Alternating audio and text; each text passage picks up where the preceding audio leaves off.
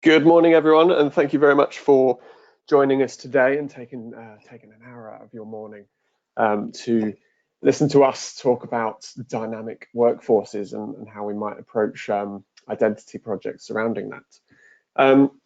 So just by way of very brief introduction, I'll give them a proper intro later. We have a few speakers today. First of all, we have myself, Toby Noble. I'm a cybersecurity specialist and identity specialist here at Bytes. I'll be followed up by Toby Cotman, the other Toby at SailPoint. We'll then have Chris from Okta discussing that platform, and Charlie Gray wrapping up from CyberArk. I'll then wrap up the session by showing how essentially all the solutions come together and how we can make that work for you in your environment. Before I begin, just a few housekeeping notes to mention. So during the webinar, you will be muted. There is a questions box towards the bottom right, you may see. If you do have any questions, please do feel free to submit them throughout.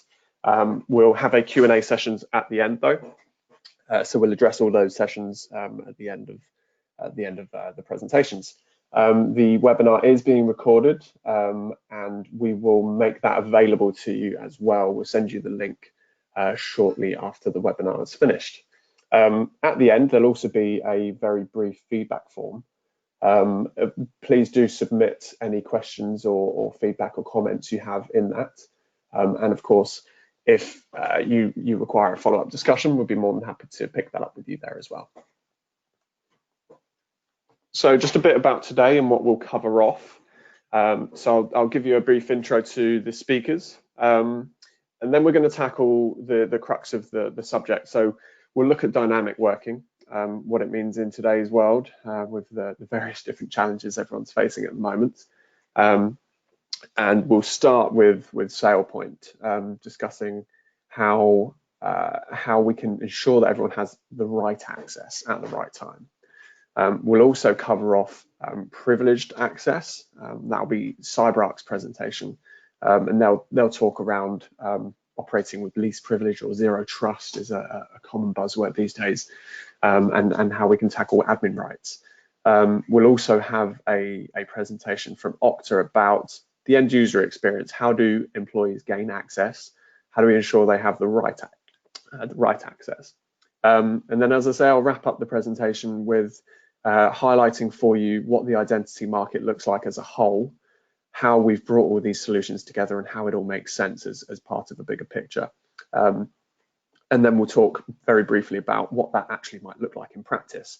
What does that look like for a new employee and for a business taking on a new employee and everything that's involved with provisioning and access and bits like that.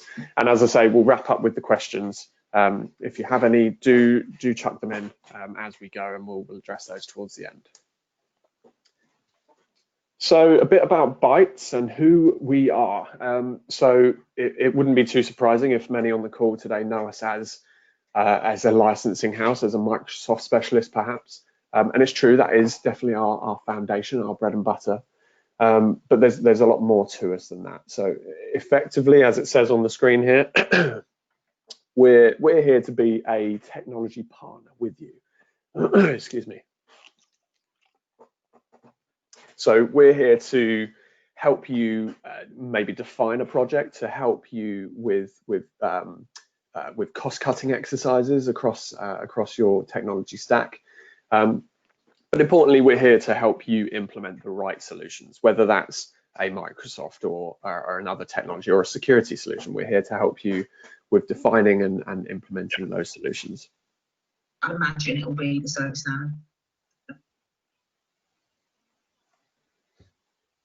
So a bit about our areas of expertise. I mentioned before, we are undoubtedly known by many as a Microsoft specialist, a Microsoft house.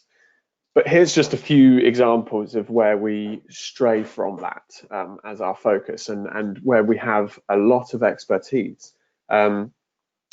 Least of all from top left with regards to our licensing and sound teams. Now, all of our account management team and account managers, they're They're all licensing specialists, licensing experts in their own right, but we also have one of Europe's largest SAM teams as well for software asset management. Security, next up, I'll talk about that obviously being a big focus of today's webinar. We have a very extensive security team. And what you'll find as a customer of Bytes, not only will you have a dedicated account manager, but they will also have dedicated security overlays, as well as myself being more subject matter experts as well. So they have a whole raft of expertise and resource at their fingertips to bring to the table for you. And there are a variety of other areas. I won't discuss all of them in detail here, but you can see up on the screen we've got a whole host of experts in a lot of different areas. So delving more into the security side of things, and what we're all about here. So there's a lot of information on the screen there, but the bits that I'd really pick out as being quite key to our customers would be around the technology partnerships, certainly. Now you'll notice from today's webinar that this is an example in the identity space of something that follows suit with how we tend to work in our portfolio, and that is we will spend our time and our experience of dealing with customers, various projects from various industries and verticals, to identify what works best, what's the industry leaders, and actually how did they get there, and what do they offer our customers. And it's our job then to piece all of that together across the market and say, okay, well, these guys play particularly strongly in this area. They're definitely one to bring to the table, and that's part of the value that we can bring to a conversation with yourselves, is to kind of take that workload off of you. You don't have to do all of your own market research, because we've got our kind of wealth of experience and knowledge to throw behind that conversation.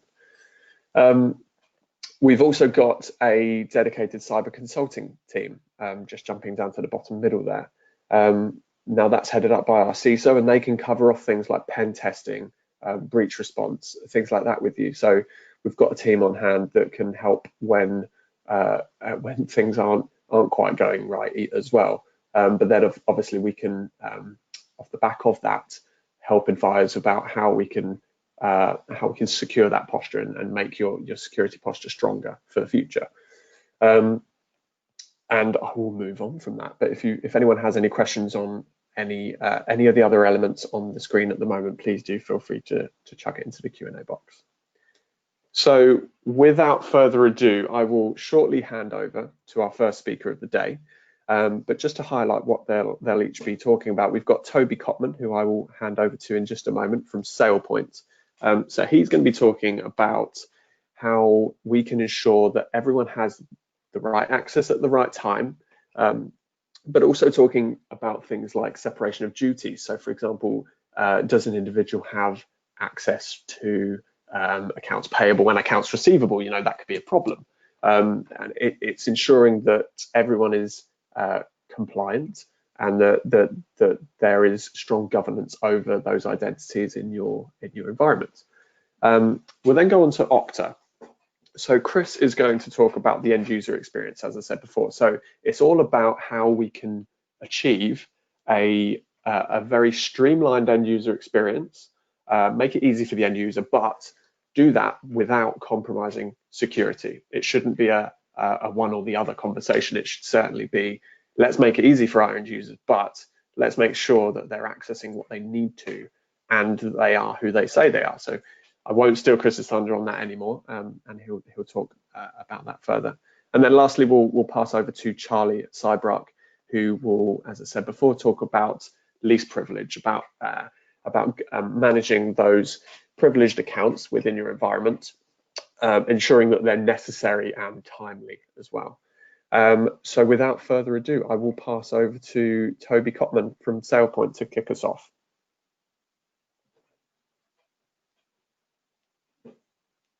Great, thank you, Toby. It's not often that I get to talk to another Toby on these presentations, but yeah, as Toby said, I'm Toby Cotman from SailPoint.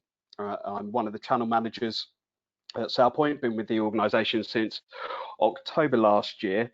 And I know that Toby mentioned that at the end of this presentation, he's going to put some slides together about how all of those vendors fit together. So I'm not going to labour the point too much on our credentials as an organisation, but suffice to say, all we do as an organisation is identity, governance, and administration. And if you were to look at some of the things like Forrester Wave or the Gartner Magic Quadrant, you'll see us in the top right-hand corner. Identity governance and administration is a huge subject and a huge topic to try and cover in a session like this. So what I want to do is to share some perspective based on what we've seen and heard from our clients in the COVID world, if you like, so in the new environment. And it's been interesting, that a shock to the system like COVID can be the event that enables businesses to really re-examine themselves in ways that we certainly hadn't seen before. And those ways, they certainly relate to SailPoint around secure collaboration and authentication of users. And what's quite interesting is that when COVID hit, many of our clients were well positioned. They had a mobile workforce strategy in place and they were ready. We also had a lot of clients and prospects that weren't ready, who just didn't anticipate the need to take what could be hundreds or thousands of employees and switch that to a mobile workforce and accommodate that need to collaborate with their enterprise applications. And that's especially true from what we've seen of the SMB market. We've seen a lot of technical work and a lot of on-the-fly decisions being made about technology that will have an element of lasting risk. And at some point, we're going to have to pay attention to that. So I'll just try and move this slide along. So, as I said, lots of changes in the way we work, lots of changes in the way we live generally. And as we've been observing businesses navigating through the crisis, we've seen some common areas. And first of all is digital transformation. So plans that were scheduled or were some way off in the future for organizations, they've been fast-tracked. They've been fast-tracked and they've been executed on quickly. And it's all done for good reasons. It's in order to support the needs of the working from home model and ensuring that workers have the right access to the tools that they need and the applications they need to do their job. So it's meant that some of those applications that were traditionally delivered on site have got stood up very, very quickly in the cloud, and users get provisioned very quickly. And again, it's done from the right place. It's business continuity so that workforce can continue working from home. And a lot of that quick action was centered around provisioning access. And I think perhaps a good way to think of this is to think what's happened with the NHS, their way of working, especially over obviously the last couple of weeks. And they've had to, sorry, not last couple of weeks, last few months, they've had to bring back retired doctors and nurses that weren't necessarily on their payroll. But they've had to determine how to quickly onboard them in volume and bulk and provide access to medical records. And I know Charlie will talk about privileged access later, but some of that will be privileged access so that they can treat patients. So there's a huge time pressure in that example, and it has real world consequences. But it's not just healthcare. There's other industries that this is affecting, so manufacturing, retail. They've been bringing on temporary workers and suppliers and vendors to ensure that everybody in that supply chain can collaborate with each other, and we can get our toilet roll and whatever else we need to panic buy at the time.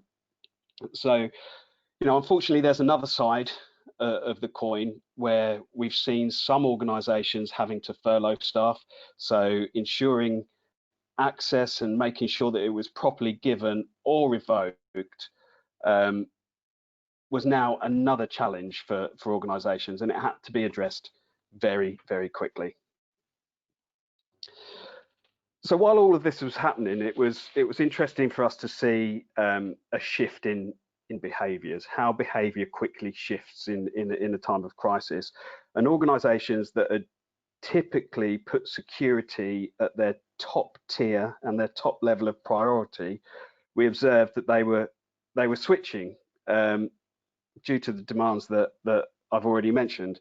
You know, actions were taken in the spirit of maintaining productivity, and while security and compliance is still massively important for organisations, they may have inadvertently taken a backseat. So we expect to see some users being given over provisions, so you know, permissions that they don't necessarily need. So what we call in the SailPoint world entitlement creep. Fortunately, that leads to some bad news. Not that we need much more of it at the moment. Cyber criminals thrive on change and capitalize on it. The easiest way to do this is to target identities. You know, it's nothing new. All of the vendors on this call today will talk about, I'm sure, how identity is the heart of the enterprise, and you know, that's the perimeter for security. You know, and it has been for a while the attack vector of choice. And we've just seen a huge explosion of workers now working at home that have potentially introduced an element of risk. You know, then potentially not working in as a secure manner as they previously had done. And there's more access rights than there's ever been. You know, the way in which cyber criminals target organisations hasn't changed. It's just that the amount of targets have increased. Now, this is an interesting and maybe slightly worrying slide as well.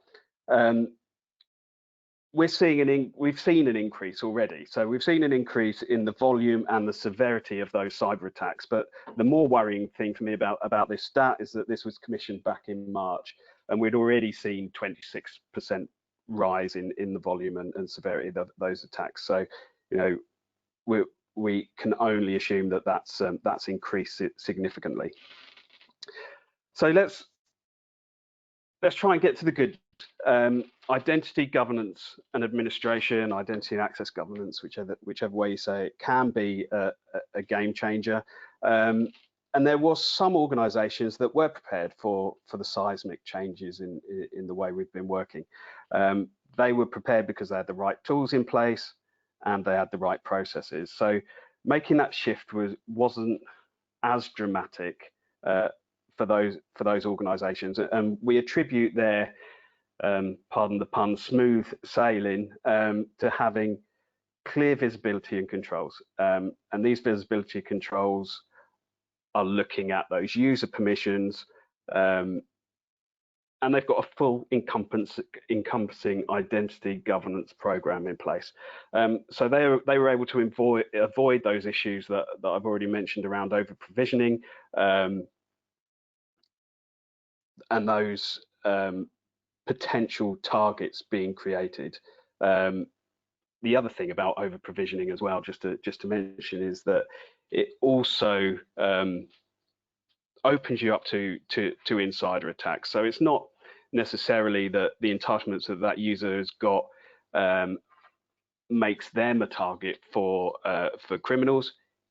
And it might not be malicious, but the fact is that those employees within the organisation may have entitlements that they don't need, that is above and beyond what they need to do their role. So, you know, whether that's internally from that user themselves, a disgruntled employee, or externally as a target, you know, that's an unnecessary risk that can be removed.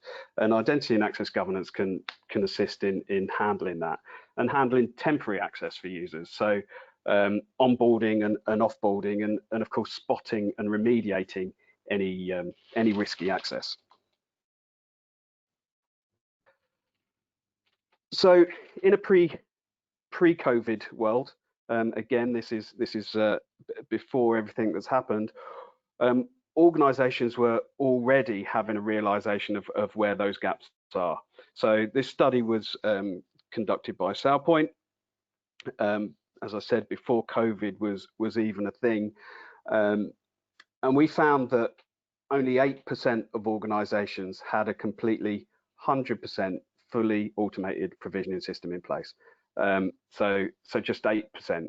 And 50% of the organizations we spoke to said that only half of the applications they had were under an automated provisioning process. So if you think about it, what that actually means is that the life of the IT help desk in those organizations and those IT teams must have been hell over the last few months, because they were having to manually provision, basically, or using scripts.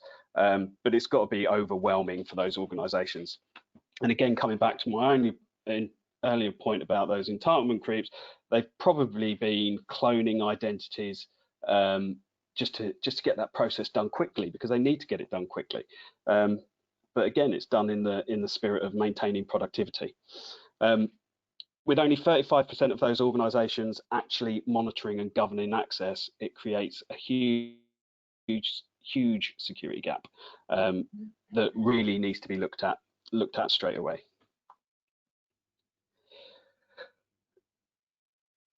So if we look at the silver lining, try and look at it in a positive light, the stone has been uncovered. Okay, so we're now looking underneath that stone, and at least we know what we're dealing with. Organizations have realized that not only do we need to look at the short term, but the long-term security needs as well. So, there's a re-evaluation happening of how those organizations address risk, and we think that's going to continue and continue over the next 5 years. So constantly re-evaluating your security posture has to be a good thing, and that's one of the things that we have to take out of this crisis.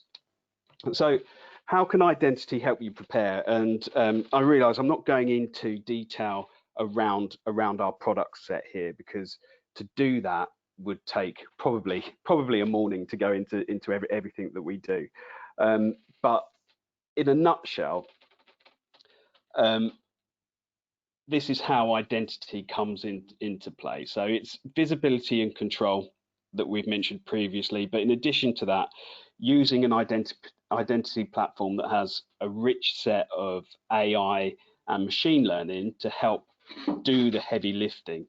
So that's really key. So that way you can get control over things and start to see where those risky areas are, and then start using your human resources, not in an HR way, but the resources that you have to go and address those issues. So we see identity and access governance as a board level discussion, and it's integral to business continuity and to disaster recovery. So just to leave you with this slide, it's been doing the rounds. You've probably seen it, but I think it sums up our message quite nicely. As I mentioned before, I know Toby's collating some of those questions, and we're happy to take those at the end of all of the sessions. But yeah, just thank you to Bytes, and thank you to everybody for attending. Hopefully I look forward to some questions at the end. So I'm going to hand back to you guys. Thank you very much.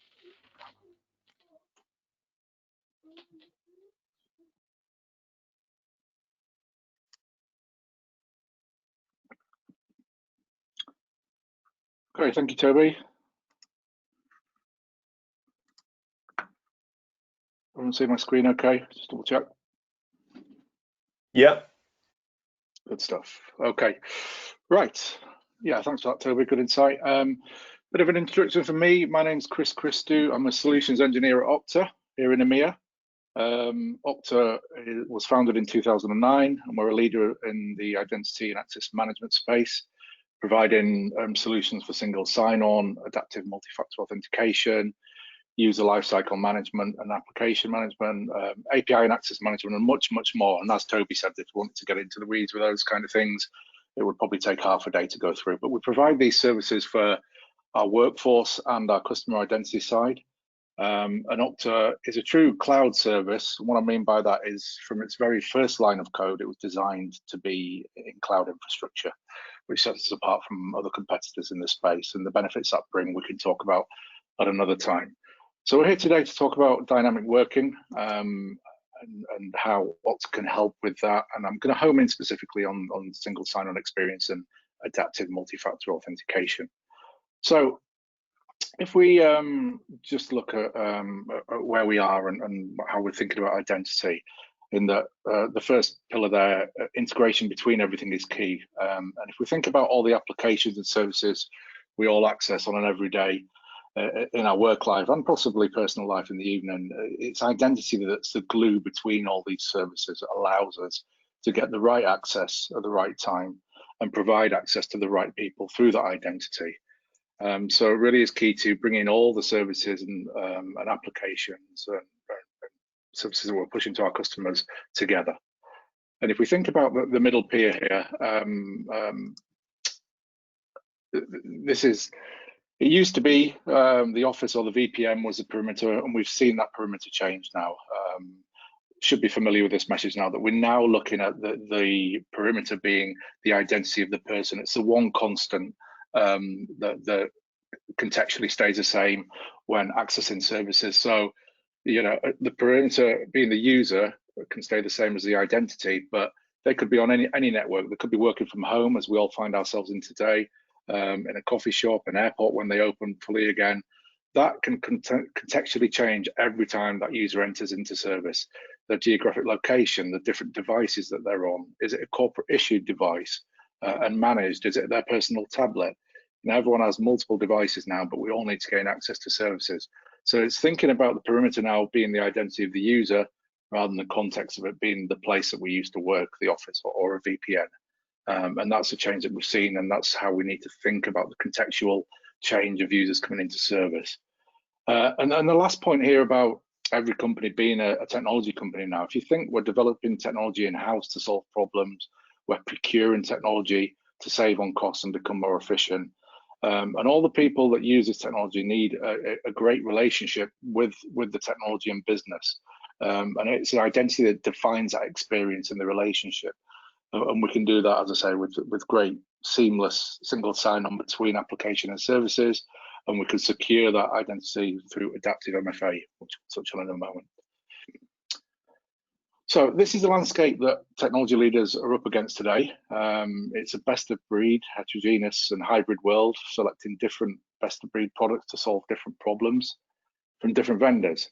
You know, if we think of the bottom row there, the innovation has been relentless across these stacks here, across all the tech stack, with infrastructure being on-prem, cloud, hybrid modes, most companies using multiple cloud and hybrid locations for their applications and services, which ultimately pushes the applications and databases around. And if we think about the platforms and different devices that we talked about, people accessing these, how do we provide that relationship and experience that we need to the bottom services across the mesh of users that are coming in?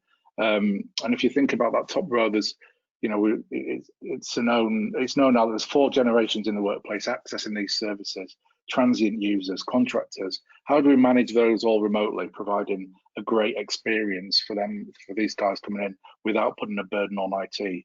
So lifecycle management of user accounts, possibly provisioning into Active Directory, certainly into applications where we're managing through Okta now, and we can do that remotely. And providing that single sign-on and adaptive MFA contextual change to these services needs to be delivered successfully at any time, driven on events that are happening in remote locations. And if we just touch on single sign-on here, which is, you know, it's a great experience, but for your internal staff, if we look at employers on the far left, that could be using your own identity provider, your ID and Okta.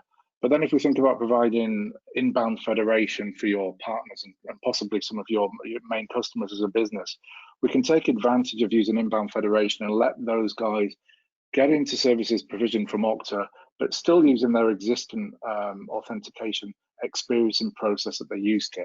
So maybe if it's ADFS or another provider, they don't need to change that experience. So therefore, when working remotely or in a different location, they can follow the same process to get access of services provisioned from within Okta. So inbound federation there.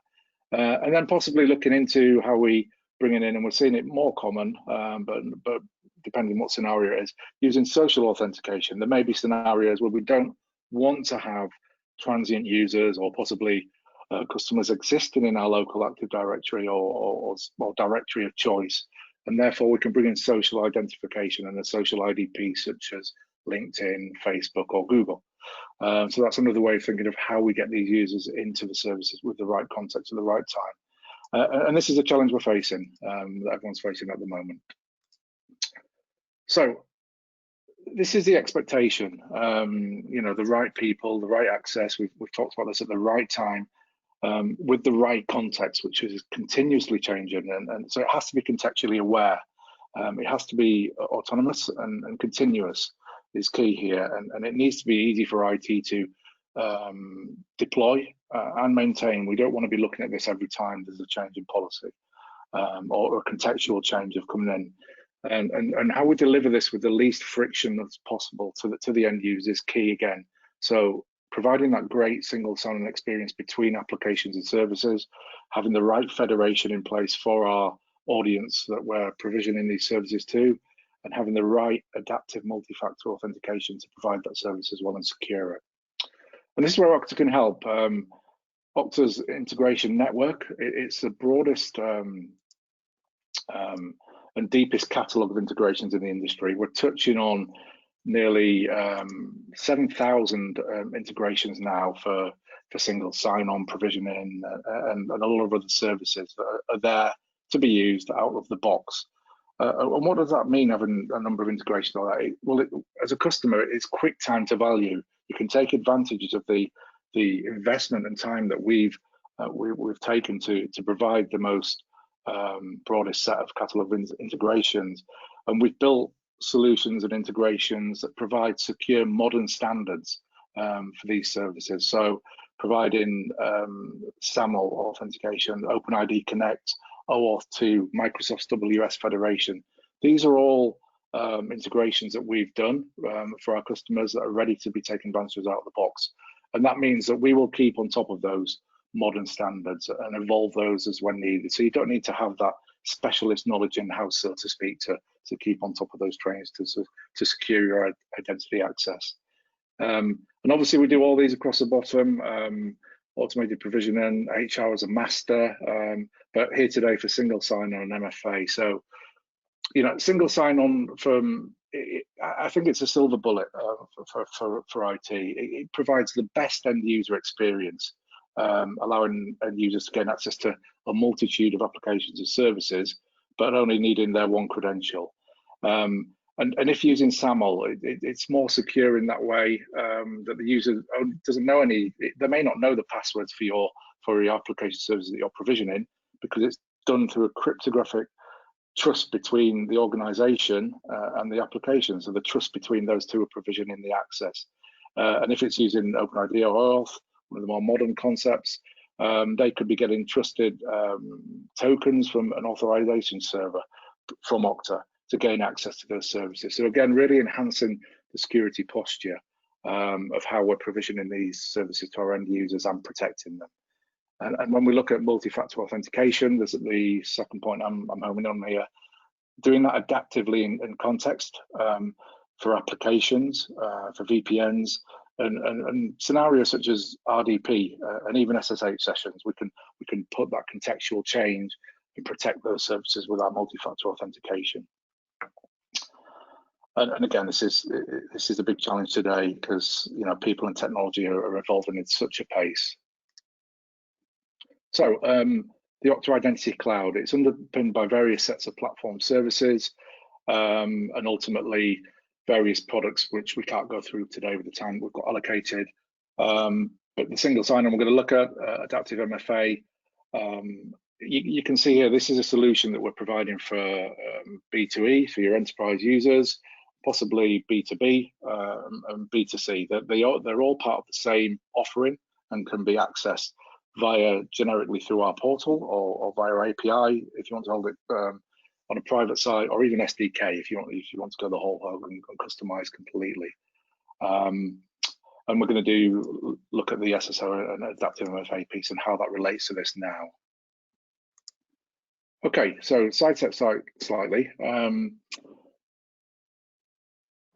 Users are working remotely from anywhere at the moment, as we know, the situation we're in. They're accessing from different devices, different applications. They're accessing from different networks. They may have different factors at home than they did do in the office, or need factor replacement, and ultimately different access requirements. So, you know, when we look at this problem that we've got on the screen here of what IT faces, when to perform step-up authentication, when do we require a stronger factor and who for?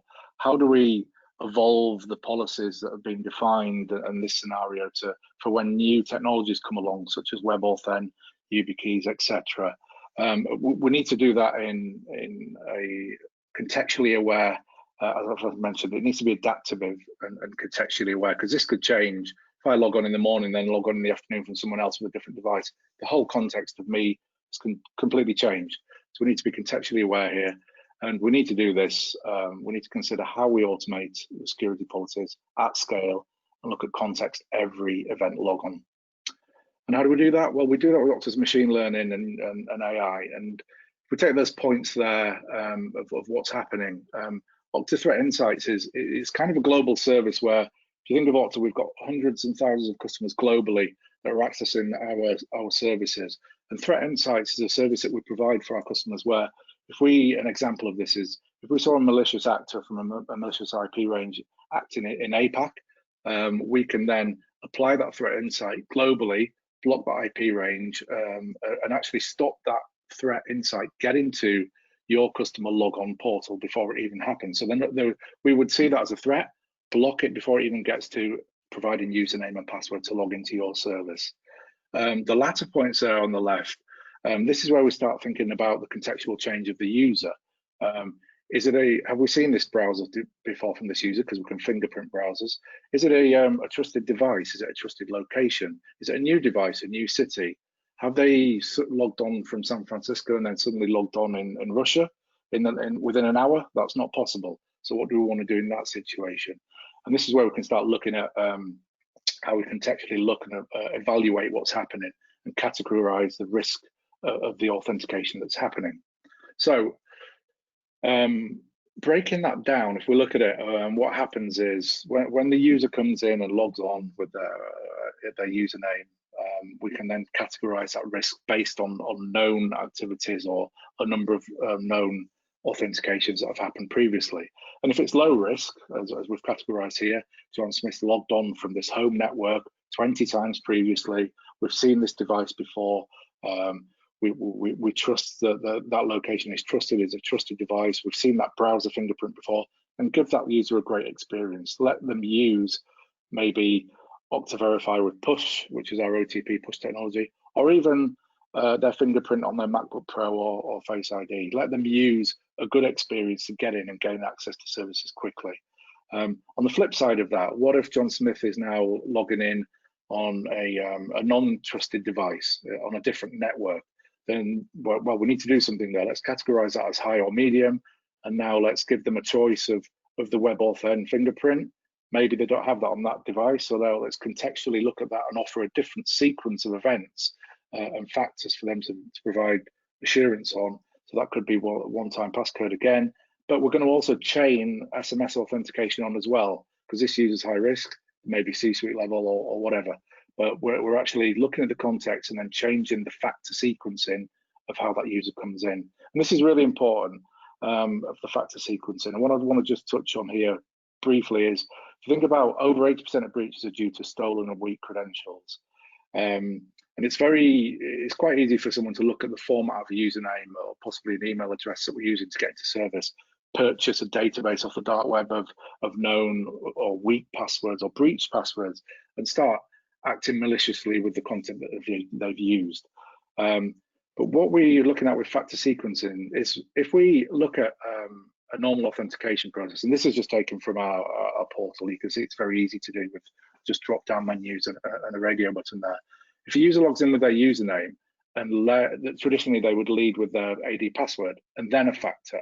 And if you think about what I said previously, a hacker could have the username and possibly a known database of passwords, but then they're very, very unlikely to have the factor. So simply switching these two chains of factors around. So let's lead with the username. Secondly, we want to follow with the multi-factor that we've chosen. In this case, it's FIDO2 WebAuthn. And then thirdly, possibly the password. Just by switching those two, we've pushed the hacker to the side. They're very unlikely to have the factor, and we've ultimately improved our security posture dramatically by doing that simple change. So that's factor sequencing, and then upon that we can get to passwordless as well. But I don't think we've got time to go into that at this moment, and I'm coming up to the end of my time. So I'll just move on to partnerships and integration. We're all here today. Okta and SailPoint bring together two best-of-breed solutions to facilitate identity and access management and identity governance needs. As we talked about our integration network, we've already got integrations there with our AD agents ready to take advantage of. Okta's SailPoint's Okta connector via API, that's there as well to be taken advantage of with those deeper integrations.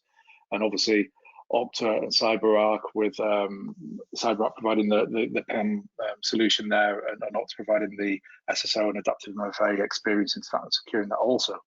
So that's me. Thank you for your time again. My email address is there. We'll have some questions at the end, I'm sure. But that's all I've got time for now, so I will pass over to Charlie. Thank you.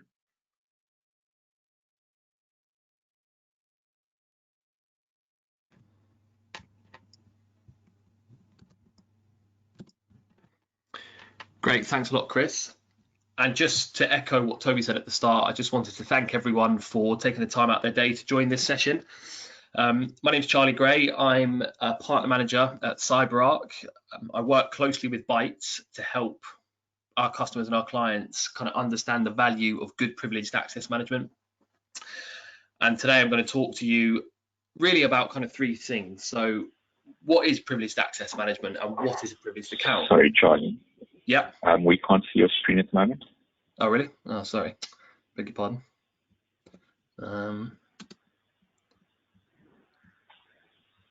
You should be able to. Let's have a look.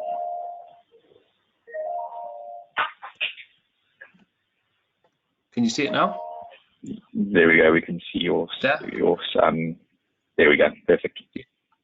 Right, beg your pardon, sorry about that. So yeah, ultimately what a privileged account is, what is good privileged account management and privileged access management, why is it so important and ever more important when our clients are going through this digital transformation process, and also ever more of our colleagues are working from home, ever more of our employees are working remotely, and then ultimately how do we secure that access remotely?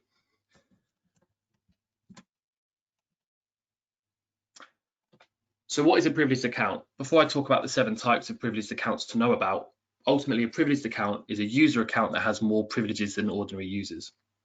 So they might, for example, be able to install or remove software. They might be able to upgrade an operating system or modify a system in some way, or application configurations, for example. And the 7 types of privileged accounts to know about are local admin accounts, so non-personnel accounts that provide admin access to local host or instances. Privileged user accounts, so named credentials that are granted admin privileges on one or more systems. Domain administrator accounts, so admin access across all workstations and servers within the domain. Emergency or break glass accounts, which provide unprivileged users with admin access in case of emergency. Service accounts, Active Directory accounts, and application accounts as well. So I'll talk about how we distinguish kind of the human and non-human privileged user, and how there's kind of a 50-50 split between those. So a little bit about kind of privileged credentials in the news.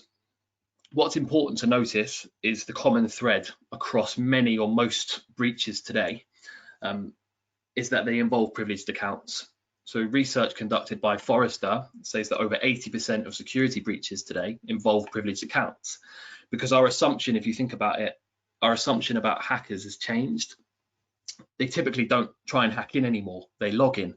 So rather than investing the time and the effort to hack in to a system or an application, they're now spending their time looking for these credentials, these privileged credentials that will allow them to move laterally and vertically across your domain and across your infrastructure. So the important thing to recognize is that privilege is everywhere. You know, where do all these privileged accounts exist? In every piece of hardware or software, essentially. They exist across the entire IT stack, including data, applications, endpoints, and the network. So software as a service, infrastructure as a service, privileged access as a service. It's not just on-premise anymore. And as I said, a privileged user is any user that has the capability to change, alter, or impact an operational service or a business process. So in any organization, it includes not only system admins, but also extends to users that you might not consider as privileged. And as I mentioned earlier, you know, it extends to non-human or machine users as well, such as applications or service accounts, connecting to other systems and applications, or increasingly, you know, these software robots as part of this robotic process automation workflow. So, you know, the move to the cloud, digital transformation, all of these key hooks that we hear, you know, the increased use of automation, it all dramatically expands the attack surface.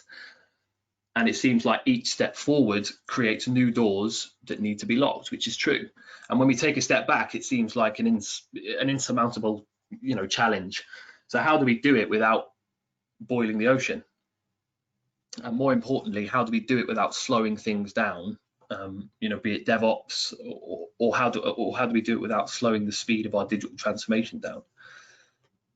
And when you secure privileged accounts on both user and system access levels, you're removing the ability of external attackers and malicious insiders leveraging the compromised credentials essentially to bypass your monitoring solutions and security controls. And I'll talk about how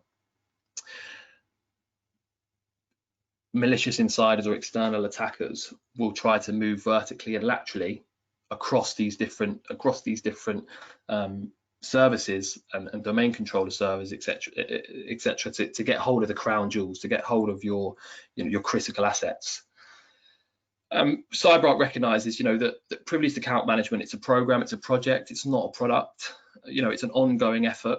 It's our response, it's our opportunity, but it's also our responsibility to ensure that our customers' environments are protected. You know, if we're not actively ensuring privileged access is secured across new environments, as well as locking down endpoints and applications, you know, then we're doing a disservice to our customers.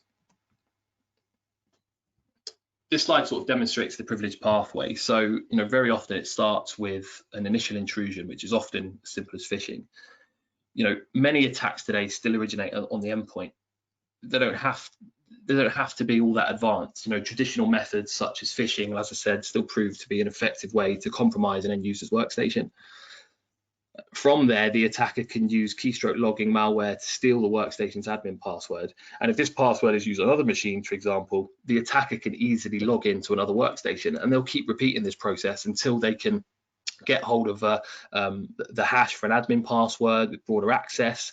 You know, they can start to generate tickets for all assets in the domain. Eventually, they can access critical workstations and other assets to the point where, you know, it's almost a complete domain takeover, which we've seen in attacks in recent time. So when they're extracting password hashes, which are stored in a computer memory for all users who recently logged into that machine, including admins, you know, then that's when they can move laterally to workstations, eventually landing on a domain controller, and then they can execute things like a golden ticket attack. The big difference between on-premise and cloud is that once the domain controller has been compromised, you know, if a giant pipe of data starts flowing out of a data center, most organizations will know about it. There are controls in place to detect or event prevent, you know, this type of malicious activity. But in the cloud, the attacker can compromise the cloud console and in the case of AWS, for example, copy the S3 bucket and paste it directly into their environment. Everything's gone and we don't know what's left. So what CyberArk does is essentially we break the attack chain, and this is where we sit. If it's a malicious insider with existing access or an external compromise across on-prem, hybrid or cloud environments, we sit here at the asset. We sit here by breaking the attack chain before an attacker is able to escalate their privileges. As I said, whether they're running cloud native or traditional applications in the public cloud or in hybrid environment, we're focused on breaking this attack chain.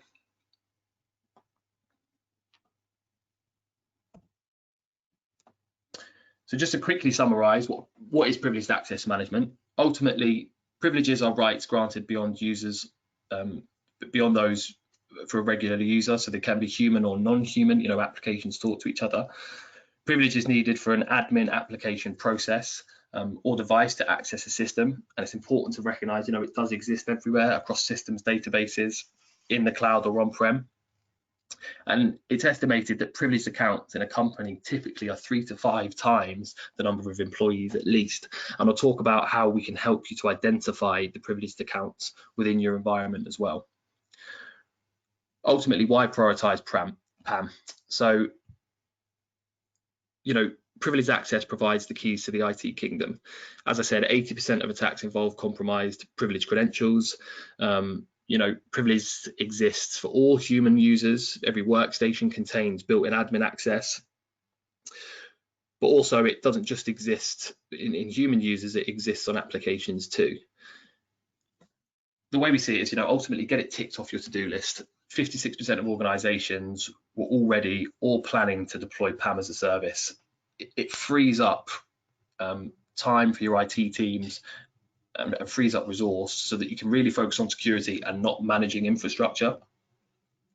And the 3 questions, sorry, start with this one. So the key market trends that we're seeing, particularly in this time and particularly throughout our clients' digital transformation journey, if you like, is that privileged access management is a service. The adoption of that is accelerating. Workstations have never been more vulnerable. As Toby mentioned at the start, provisioning just-in-time access is something that we support, and implementing least privilege as well. Identity and access to high-risk systems has to be modern and simple, so it has to have built-in MFA, and I'll talk about kind of our integration with Okta briefly, and then Toby will go into it after I've finished. Businesses and developers are moving faster, so they don't want privileged access management to get in the way. It needs to be fast, it needs to be scalable, it needs to be easily deployable, particularly as enterprises are preferring this multi-cloud security strategy as well. Looking for a holistic security solution. You can't rely on native security controls anymore. The 3 questions that we start with ultimately are: who are the users? What should they have access to? What is the value of our assets? So what is the risk to these assets? And how do we prioritize in a phased approach? And what level of control do we want to enforce? So how do we balance control versus usability? So ultimately, our goal is to help you develop effective and mature programs, privileged programs. And to do so, we understand that it takes more than just a product. So, we do see it as a program, we see it as a project. We don't just see it as a solution, as a product to just simply deploy. Organizations need strategic guidance here, across people, process, and technology domains. And that's something that we support. We're well aware of the prevalence of digital transformation initiatives. We're well aware of the wide array of ways in which our customers are deployed, for example, whether it's on-prem, cloud, or in hybrid, across hybrid configurations. With this in mind, we're careful to ensure that each of the prescriptive stages tackles use cases across the spectrum. So we're providing value regardless of your current state of cloud adoption, which is good, right? Because then that makes it kind of future-proof, so that as new technologies are adopted within your organization, it will become clear when and how to fit them into your roadmap. And as I say, providing a program kind of full of risk-based advice with a detailed phased approach and maturity, it's easier than ever to measure your progress and track your maturity. So it frees up IT resource. You know, we appreciate that our customers are moving to an operational expenditure model. You know, they don't want to be bogged down with privileged access management. It's something we take the pain away ultimately. And on the left-hand side, the kind of the free tools that we offer as a starter for 10, just to understand what your privileged estate looks like. You know, who are your privileged users? How many have you got? What levels of access do they have? And we generate a free report ultimately that you can view, which gives you a risk-based score, which gives you a risk score basically. And it's a great start to implementing a successful privilege program. And then last but not least, this is kind of our integration slide. So, you know, we integrate with over 120 technology partners. We have over 200 certified joint solutions, over 200 plugins. If there isn't a technology we integrate with, you know, we work round the clock and tirelessly to build that integration. You know, but I'd be remiss without mentioning our integration with Okta and SailPoint for MFA and for identity governance as well, which I think Toby's now going to talk a little bit more about. So I appreciate I paced through that quite quickly. I wanted to keep within time. If you've got any questions, Toby's going to follow up with my details. Please get in touch. But thank you for your time. And Toby, I think I'm going to pass over to you now. Perfect. Thanks very much for that, Charlie. And I am now going to attempt to do the 100-meter sprint to the finish line because I appreciate, I'm sure we're all very busy people, and I'm sure there are some 11:30 meetings that can't be missed. So I will whiz through this as quick as I can. There's just a few points that I'd like to leave you with, essentially. So first of all, thank you very much for all of the speakers for covering off their subject areas. And as I promised you at the beginning, we partner with these companies for very good reasons, and the proof's in the pudding with the next few images I'll show you here. So to start with, SailPoint have done fantastically in both the Gartner Quadrant and Forrester Wave. They've been leading the way for quite some time. Very similar story with Okta. They performed exceptionally well in the quadrant. The difference between 2018 and 2019 was staggering, and I don't think you quite often see a company that far up and right in those quadrants and performing strongly in the Forrester Wave as well. Same goes for CyberArk. They're very strong leaders against both reports, and yeah, certainly a trusted pair of hands on the PAM side of things. So just to highlight for you, I won't rattle off all the detail on this, but what I would ask as the takeaway from this is a conversation I frequently have with customers that are approaching an identity project is take a step back and actually address the wider picture, because we've put these three technologies in front of you this morning to kind of highlight how they all work harmoniously, and how they can address all of the different challenges you may have when it comes to any given identity project. But just to put that in practice, I'm going to run you through a very quick scenario, and I do appreciate I've got about 60 seconds, so I'm going to try and rattle through it very quickly. So let's just take a new recruit. This is Steve. He's started his new job in the sales team of Megacorp, let's just say. Now, our first vendor we're going to discuss in this scenario would be the first one we had today, SailPoint. So this actually starts the ball rolling before Steve's even joined the company. So SailPoint are working in the background to integrate with the likes of Workday, Office 365, Salesforce, with your Oktas and your CyberArks, of course, as well, to ensure that the right provisioning is in place for when Steve joins, and highlighting things like separation of duties and bits like that as well.